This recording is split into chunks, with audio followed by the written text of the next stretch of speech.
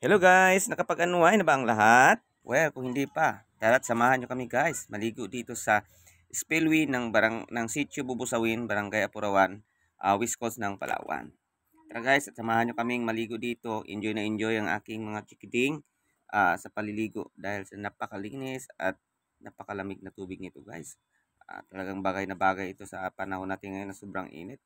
At dito nga guys, sinamahan na natin magluto rin tayo ng nilatek para sa panglaban sa lamig ng tubig guys. Kasi pag niluto natin ito, nilatik na pugita guys. Pag naluto kasi ito guys, talagang uusok at uusok ang ating labi dito.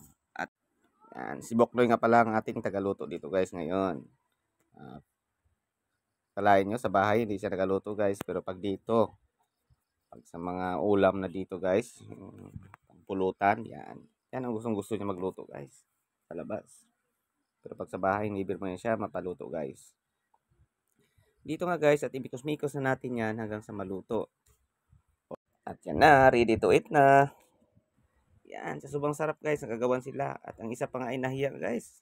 Kung di natin alam, gutom na. So yun guys, bakbak, bira, samahan nyo kami guys. Kuha na kayo ng plato nyo at sabayan nyo kami kumain. Napakasarap. At tuwang-tuwa sila guys, enjoy na enjoy sa luto ni Boknoy. Dahil kumplito Ricardo yan guys. At hindi lang yan, syempre guys. Pati mga aso guys, nag-aagawan sa pagkain ni Boknoy. Tila ayaw mamigay ng isa guys. Dahil nakatikim ito at sobrang sarap. Ayaw niya mamigay guys. Kaya yun, away ang kinalabasan. Ganyan kasarap magluto si Boknoy guys. At hindi lang yan guys.